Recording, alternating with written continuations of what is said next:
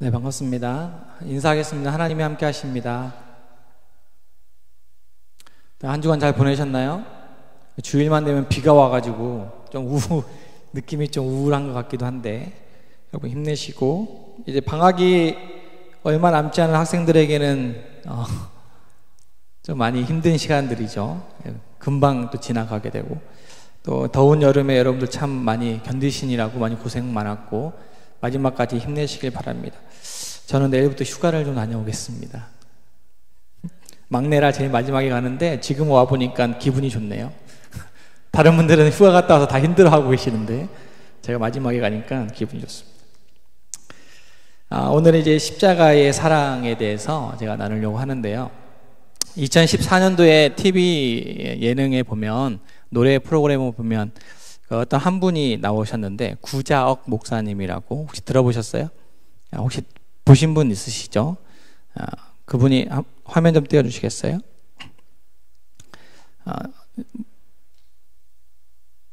네.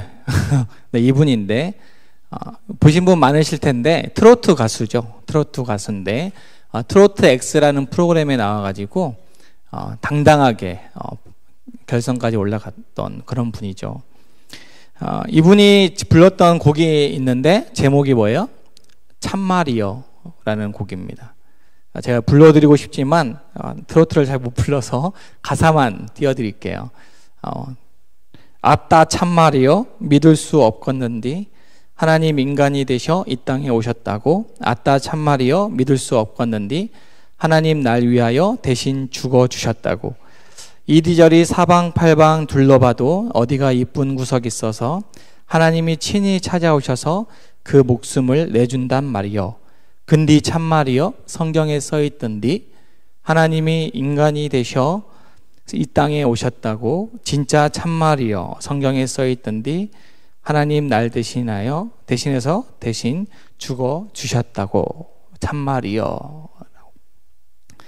제가 불러드리고 싶은 마음이 간절한데 여러분 유튜브로 한번 찾아보시고요. 그때 2014년도에 나왔을 때 아주 기독교계에서는 엄청난 논란이 많았던, 경박스럽다, 어떻게 복음을 저렇게 전할 수가 있는가, 평가가 참 다양하게 나왔었던 곡입니다. 목사님 하면 참 점잖아야 되고 저처럼 이렇게 가만히 있어야 되는데 막 춤을 추면서 추리닝 입고 나와가지고 이렇게 한다는 것 자체가 상당히 의외다라는 반응, 또 긍정적인 평가다라는 반응이 있었고, 신앙을 너무나 가볍게 여기진 않았는가 하는 이런 부정적인 우려도 있었습니다. 그런데 이제 그 뒤로 이제 많은 칼럼이 나왔거든요. 이분에 대한 칼럼도 나오고요. 트로트에 대한, 복음을 트로트로 전해야 될 것인가 말아야 될 것인가 이런 게 많이 있었는데, 저는 개인적으로 이분을 보면서 느꼈던 감정이 이분 참 멋있다라는 생각이 들었습니다. 요즘에는 복음을 전하기 참 어려운데, 우리가 마지막에 불렀던 가사처럼요, 아무리 하나님이 당신은 사랑한다라고 그렇게 외쳐도요, 복음을 잘 듣지 않으려고 하는 이 시대 가운데, 이 목사님은 어떻게든 사람들에게 복음을 전하고 싶어서, 그리고, 많은 도구 중에서 특별히 이제 이 한국 사람들이 주로 좋아하는 그런 트로트를 사용해서 당당하게 복음을 전하는 모습을 보고요, 참 은혜를 받았고 목사로서 참 도전이 되었던 그런 프로그램이었어요. 그런데 이제 이분이 이 노래를 부를 때 어떤 말을 했냐면요, 나는 내가 가장 사랑하는 분을 노래한다, 그러니 편견 없이 봐달라라고 이야기를 했거든요. 그러면서 이 노래를 불렀는데, 그런데 이제 여러분들 유튜브를 통해서 이 영상을 보시면 알겠지만, 이 노래 참말이여라는 이 노래를 부르고 있을 때 심사위원의 반응들이 있잖아요. 이 곡이 마음에 들면, 이분이 마음에 들면 선택하는 거거든요. 그런데 이제 이 심사위원들의 반응이 제가 이제 귀 기울이게 됐는데, 여러분이 잘 아시는 연예인들입니다. 트로트계에 유명하신 분들도 있고 또 예능인들도 많이 있는데, 그런데 이 노래를 들으면서요, 인간이 되셔, 하나님의 인간이 되셔 이 땅에 오셨다고, 대신 죽어주셨다고, 이렇게 이제 자막도 나오고 노래를 부르니까 이 심사위원 중에 2명이 이렇게 얘기를 하는 거예요. 날 대신해서 죽었대 하면서 막 웃는 거예요. 날 위해 대신 죽어주셨네 이러면서 비아냥거리면서 이렇게 대화하는 것을 볼 수가 있습니다. 하나님이 날 대신해서 죽어주셨다라고 하는 이 가사가요, 믿지 않는 사람들이 봤을 때는 너무나 말도 안 되고 웃기는 그런 이야기라는 거죠. 그런데 이분의 표정은요, 거기에 굴하지 않습니다. 이 목사님의 표정은 절대 굴하지 않고 끝까지 이 말을, 하나님이 날 대신해서 죽어주셨다라고 하는 이 말을요, 앞에서는 막 웃고 비웃고 있는데 이 말을 당당하게 그렇게 전하는 모습을 보고 마지막에 참말이요 라고 말하면서 마치는 걸 보고요, 이 십자가의 복음, 하나님의 복음을 전하는 이 사람은 정말 멋있다. 그 방법이 트로트든 뭐 발라드든 그게 상관없이 어떻게든 이 사람들에게 복음을 전하기 위해서 노력하는 이 사람이 참 멋있다. 이 참말이요 라고 하는 이 말이 가사가 길게 여운이 남았습니다. 여러분, 이 고린도 전서의 이 말씀은 우리가 지금 제자학교를 진행 중에 있거든요. 청년부가 지금 이제 4주차인데 첫 번째 외웠던 말씀이에요. 이 중에 15분은 이미 이 말씀을 외우려고 막 일주일 동안 고민했던 그런 말씀입니다. 18절인데요. 다시 여러분도 한번 외웠으면 좋겠습니다. 18절 시작. 십자가의 도가 멸망하는 자들에게는 미련한 것이요 구원을 받는 우리에게는 하나님의 능력이라. 다시 한번 외워보겠습니다. 시작.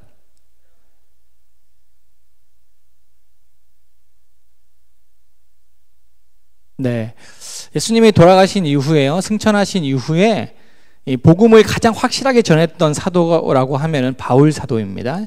이 바울이라는 사람의 그 복음의 핵심, 복음을 전하는 그 핵심의 그 단어가 뭐냐면 십자가의 도예요. 이 고린도 전서에 나오는 이 표현이요, 이 바울이 썼던 13권의 바울 서신의 주제가 됩니다. 십자가의 도. 우리가 믿는 기독교의 도는요, 이 십자가의 도라고 하는 거예요. 이 고린도 교회에 바울이 이 말씀을 전할 때요, 이 고린도 이 전서에 나오는 이 고린도 교회의 모습은 상당히 문제가 많았습니다. 바울은 2차 전도 여행 때 이 고린도라는 지역에 1년 6개월 동안 머무르면서요, 막 전도를 했어요. 그래서 많은 성도들이 일어났습니다.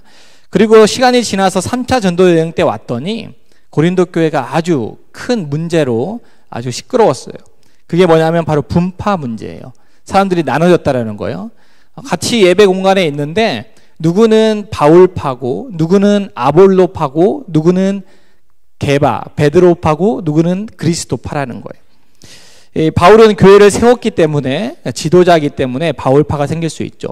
그리고 그 이후에 아볼로라고 하는 사람은요, 상당한 많은 지식, 그 당시에 철학적인 지식을 가지고 뛰어난 말이 언변이 뛰어났어요. 성경에 능통했기 때문에 그 사람이 전하는 이 철학적인 메시지가 상당히 매력적이었습니다. 그래서 이 아볼로 편에 갔던 사람들이 많이 있었어요. 그것도 아니고 제자들 중에 수장, 예루살렘 교회의 수장이었던 베드로를 추종하는 사람들이 생겨났고, 나는 바울도 아니고 아볼로도 아니고 베드로도 아니고 오직 그리스도께 속했다라고 주장하는 사람들이 있고, 이 4개의 파가 나눠졌어요. 서로 분쟁하고 떠들고 그러면 좋은데 다른 파를 인정하지 않는 거예요. 그리고 시기하고 질투합니다. 그런 분쟁 가운데 이 분쟁을 어떻게 하면 해결할 수 있을까에 대해서 바울이 고민하는 찰나에 바울이 얘기하는 게 바로 오늘 십자가의 도라고 얘기하는 거예요. 십자가의 도가 이 모든 문제를 해결하는 키라고 지금 말하고 있는 거예요. 17절의 말씀에 보니까요, 이 앞절에 보니 우리가 읽지 않았던 앞절에 보니까 17절 한번 다시 다 함께 읽어보겠습니다. 시작. 그리스도께서 나를 보내심은 세례를 베풀게 하려 하심이 아니요 오직 복음을 전하게 하려 하심이로되 말의 지혜로 하지 아니함은 그리스도의 십자가가 헛되지 않게 하려 합니다. 바울이 지금 고린도 교회에 와 있는 이유는 누가 보냈다고요? 그리스도께서, 예수님이 나를 이곳에 보내셨다라는 거예요. 그러면서 1년 6개월 동안 자기가 돈이 없기 때문에 천막을 만드는 일을 하면서 자비랑 선교를 했어요. 그런데 단순히 세례를 베풀려고만 하는 것이 아니라 복음을 전하기 위해서예요. 복음을 전하기 위해. 오직 복음, 그리스도의 십자가만을 전하기 위해서 그렇게 노력했다라는 거예요.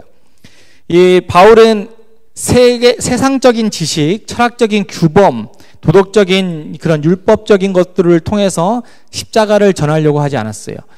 바울은 이미 그렇게 전했다가 한번 된통 당한 적이 있거든요. 고린도에 오기 전에 아레오바고라고 하는 지역에서, 그곳은 철학의 발생지고 아주 머리 좋은 사람들이 많았습니다.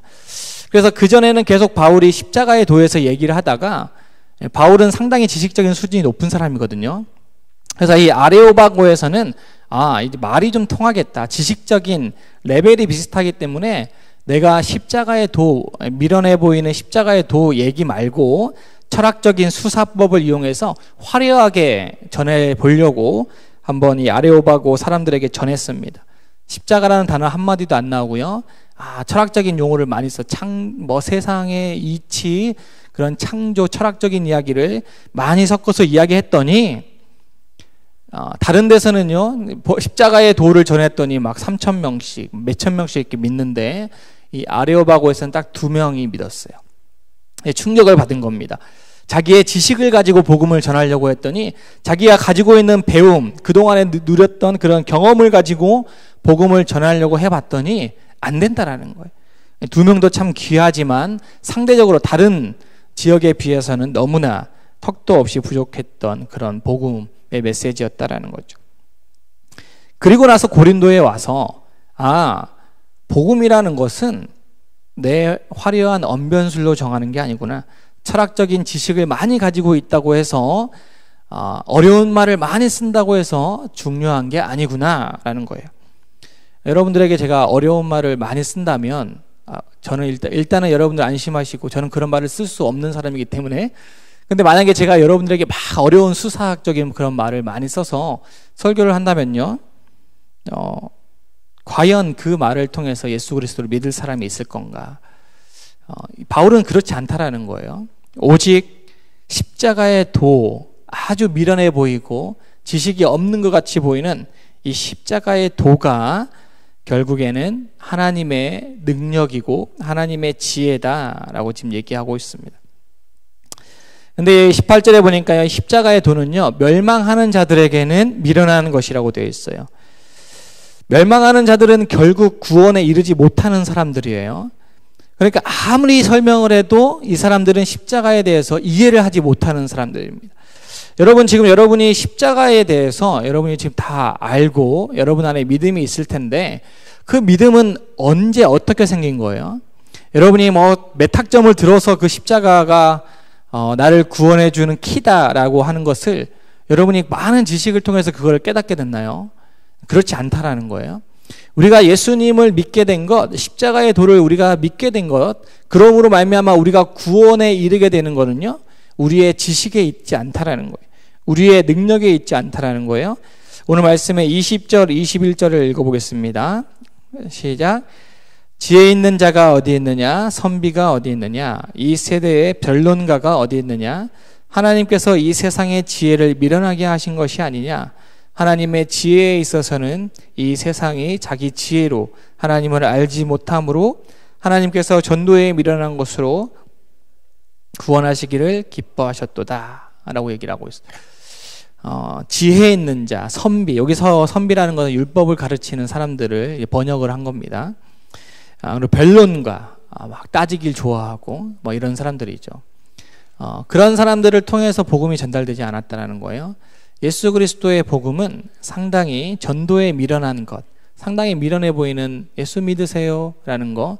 지금 사람들은 말하면 예수 믿으세요 하면은 뭐 이상한 사람이다라고, 지하철에서 이렇게 예수 천당 불신지옥 가면은 상당히 거부감이, 믿는 우리들에게도 거부감이 느껴질 정도로 그렇게 됐는데, 하지만 지금까지 복음이 이 땅 가운데, 그리고 여러분들에게 전해졌던 거는 바로 이것 때문에 여러분들에게 복음이 전해졌다라는 거예요.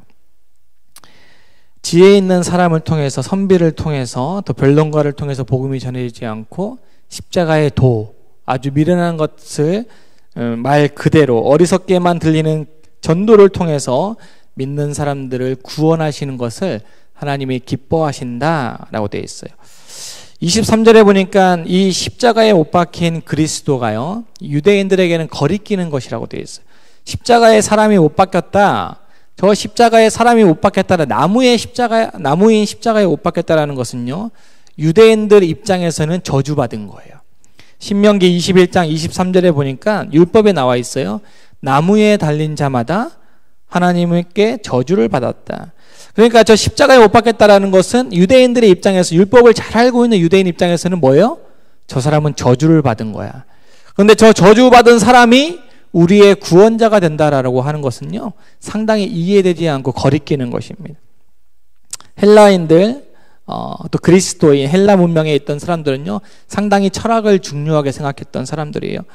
이 사람들은요, 저 나무에 달린 십자가, 나무 위에 저 십자가가 우리를 구원해 준다라는 이 사실 자체는 철학적으로 생각해봐 도움이 안 돼요. 아무 이상한 그런 말이라는 겁니다. 그런데 하나님은 저 십자가에 달린 예수 그리스도를 통해서 저와 여러분을 구원하시기로, 그렇게 하는 것이 하나님의 지혜다라고 결정하신 거예요. 저분을 통해서 우리를 구원하시겠다라고 하는 그 사실이 다른 사람들에게, 믿지 않는 사람들에게는 아주 미련해 보인 거지만, 그걸 통해서 우리를 구원하시겠다라고 하는 하나님의 사랑의 표현이라는 거죠. 그래서 그 십자가 위에는요, 사랑이 있다라는 거예요. 하나님의 사랑이 풍성하게 담겨져 있는 겁니다. 그래서요, 학교를 다니지 않은 할머니도요, 이 십자가 사랑을 들으면 구원을, 예수 그리스도를 믿습니다. 어린아이도요, 막 놀라운 철학적인 지식이 없어도 복음을 들을 때에 예수를 믿게 된다라는 거예요. 시편에 보면 4절에 보면요, 시편 4절에 보면 악인은 그의 교만한 얼굴로 말하기를 여호와께서 이를 감찰하지 않으신다 하며 그의 모든 사상에 하나님이 없다라고 얘기하고 있어요. 악인은 그렇다라는 거예요. 또 다른 시편에 보면은 어리석은 자는 그의 마음에 이르기를 하나님이 없다라고 얘기한다라는 거예요. 그리고 시편 42편 3절에 보면요, 사람들이 종일 내게 하는 말이 내 하나님이 어디 있느뇨 하오니 내 눈물이 주야로 내 음식이 되었다. 악한 사람들, 이 세상의 어리석은 사람들은요, 세상에 하나님이 없다, 십자가에 달리신 예수 그리스도 없다, 하나님이 어디에 있느냐라고 우리에게 계속적으로 물어봅니다. 그리고 이 세상에 흘러가는 것을 바라봐라, 하나님을 믿는 것 자체가 어리석은 거 아니냐라고 여러분들에게 묻고 있어요. 25절에, 오늘 말씀 25절의 말씀에 보니까요, 하나님의 어리석음이 사람보다 지혜롭고 하나님의 약하심이 사람보다 강하다라고 되어 있습니다. 저와 여러분이 살아가고 있는 이 세상 가운데 십자가의 예수 그리스도를 믿는 것 자체가 상당히 어리석은 짓입니다. 어리석어 보여요. 우리 삶 속에서 십자가를 찾기는 너무나 쉬운데, 여기도 있고요, 여러분 삶 가운데 십자가를 찾기는 너무나 쉽죠. 그런데 그 십자가를 믿는다는 것 자체는 세상 사람들은 이해하지 못하는 아주 어리석은 겁니다. 제가 인터넷에서 본 글이 있는데요, 제목이 악의 평범성이에요. 알고 있는 분들도 있을 텐데, 이 악의 평범성이라고 하는 이 단어 자체는요, 아이 히만이라고 하는 사람으로부터 나온 말이라고 합니다.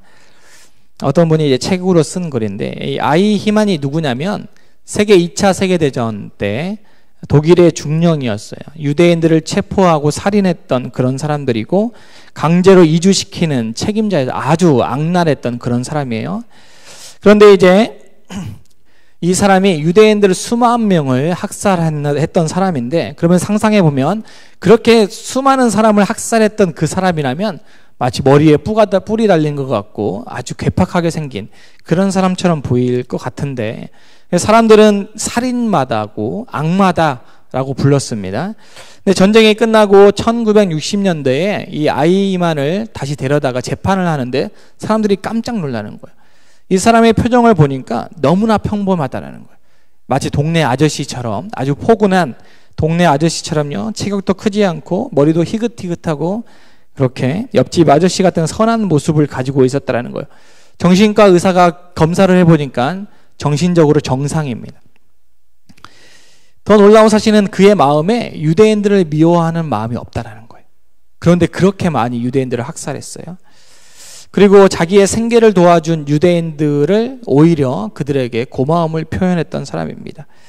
그런데 왜 그렇게 그가 끔찍한 대학살을 했는가 봤더니 이렇게 대답하는 거야. 아주 편하게 나는 단지 명령을 받았을 뿐이다. 그 명령에 성실히 순종했을 뿐이다 라는 거예요. 그는 자신에게 맡겨진 일을 아주 부지런히 했어요. 누구보다 열심히 했습니다. 그런데 그 일이 자기가 하는 그 일이 대체 무슨 일인지를 잘 몰랐다라는 거죠. 그가 엄청난 범죄를 저지른 것은 그가 하는 일에 대해서 아무 생각이 없었기 때문이다라는 거예요. 이 아이만의 경우를 보면요, 악마란 악한 생각을 하는 사람이 아니라 생각하지 않는 사람이다라는 이 말에서 악의 평범성이라는 단어가 나왔다라는 거예요. 우리가 십자가를 바라보면서요, 여러분이 십자가를 바라보고 십자가를 뭐 차기도 하고 뭐 이렇게 장식품으로 여러분들이 가지고 다니면서 늘 십자가를 바라보면서 여러분 어떤 생각을 하십니까? 이 십자가를 바라보면서 예수 그리스도가 드러나시느냐는 거죠. 저에게 큰 고민이 있는데 목사인 제가요, 십자가를 바라보면 감흥이 많이 떨어졌다는 거예요. 나를 위해서 죽으신 예수 그리스도가 저 십자가 위에 십자가를 통해서 나에게 비춰주는데 마음이 점점 무뎌지고 있다라는 느낌을 받습니다. 그런데 이제 요즘에 제자훈련을 통해서 제가 제자훈련을 하면서 그런 마음이 다시 회복되고 있음에 많이 감사를 하고 있는데, 저와 여러분은 지금 십자가 앞에 서 있어요. 여러분 앉아 있고 저는 서 있죠. 여러분 앉아 있죠. 그런데 이 십자가가요, 어떤 이들에게는 거리끼는 지금 여기 앉아 있는 분들에게도 어떤 분들에게는 거리끼는 것일 수가 있어요. 또 이 설교를 듣는 여러분의 입장에 어떤 분들에게는 참 미련해 보인다라고 생각할 수도 있습니다. 그런데 오늘 말씀해 보니까 저와 여러분들의, 예수를 믿는 저와 여러분들에게는 이 십자가가 바로 하나님의 능력이고 하나님의 지혜이고 하나님의 사랑의 중심이다라는 겁니다. 나를 위하여 영원히 죽을 수밖에 없는 나를 위하여 피를 흘리셨던 저 십자가는 저와 여러분들이 그냥 날마다 가지고 다니는 그런 장식품이 아니라 우리의 전부가 돼야 되는 거예요. 제가 이제 유년부를 오래 했지 않습니까? 유년부 찬양을 보면요, 얼마나 은혜되는 곡이 많은지 몰라요. 그 중에 하나가 이런 가사가 있어요. 우리 한영교회는 이 곡을 잘 안 부르는 것 같은데, 유년부 곡입니다. 십자가는 더 이상 장식품이 아니야. 이런 곡이 있어요. 아세요? 모르세요? 네, 꼭 들어보시기 바랍니다. 십자가는 더 이상 장식품이 아니야. 이 세상 죄 다지고 피 흘려 가신 길, 속죄 어린 양 십자가의 사랑 주님 자랑할래요 라는 곡이 있습니다. 십자가는 더 이상 장식품이 아니에요 라고 어린아이들이 목 놓아 부르는 이 곡이요, 여러분의 삶의 고백이 되었으면 좋겠습니다. 십자가는 여러분의 삶의 장식품이 아닙니다. 여러분을 구원해 주는 하나님의 사랑이고 하나님의 지혜입니다. 여러분 그 십자가를 자랑스럽게 여기고요, 그 십자가를 생각하며 이번 한 주도 열심히 하나님 안에서 하나님과 동행하시는 여러분들 되시기를 바랍니다. 기도하겠습니다. 찬양하고 기도하겠습니다. 우리가 마지막에 불렀던 찬양, 사랑한다 말해도 귀를 막는 사람들. 지금도 하나님은요, 십자가를 통해서 여러분